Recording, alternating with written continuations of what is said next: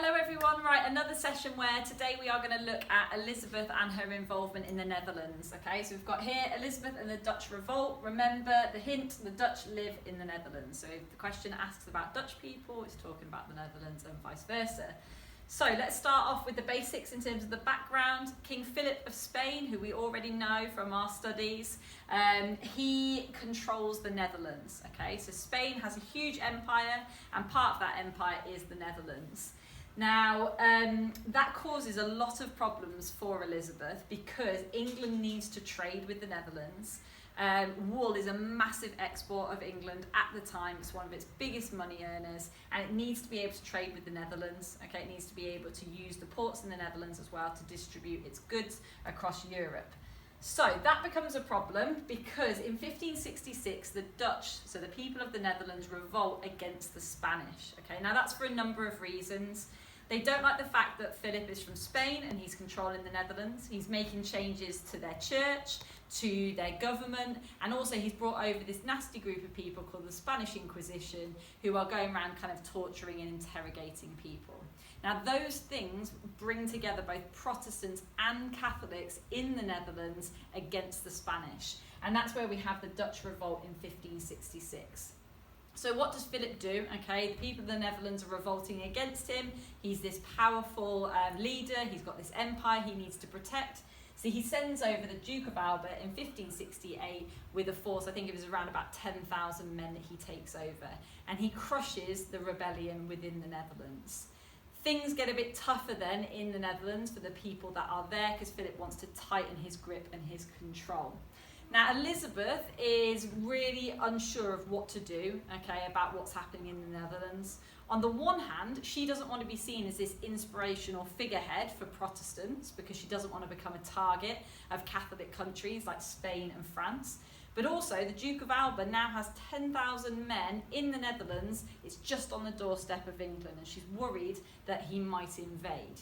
So what does she do? Her involvement to begin with, we call it indirect. Okay, she does a number of things where she starts to get involved, but nothing as big as sending over an armed force to the Netherlands.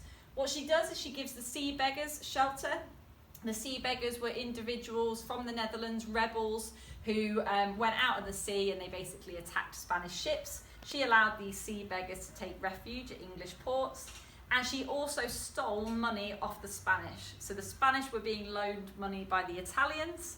Those ships were docked in English harbours, and Elizabeth stole that money because she basically said that it didn't belong to him. So to begin with, it's indirect involvement. She's encouraging her privateers to attack Spanish ships, so people like Francis Drake, etc. But it's just indirect involvement. She's not doing anything where she's kind of sending money over, or she's not sending an armed force at this point. You've then got, in 1576, the pacification of Ghent. You've got this idea that Spain is struggling to be able to afford to pay its soldiers in the Netherlands. That creates what's known as the Spanish Fury. The Spanish soldiers go around smashing up the Netherlands, smashing up shops and all those sorts of things. And what it leads to, again, is really unhappiness in the Netherlands with the situation of Philip's control. Now, the pacification of Ghent was a document that was drawn up to try to make Spain leave the Netherlands. And Elizabeth, at this point, sends over £100,000 to try to encourage the pacification of Ghent, to try to actually get the Spanish to leave the Netherlands. Doesn't work, and in 1584, you've got the Treaty of Joynerville. This is where the idea of France and Spain, they are no longer at war with one another, and so they decide to team up. Now again, that's a real threat to Elizabeth because you've got two really powerful Catholic nations now teaming up together. She's worried that they might form an alliance against England.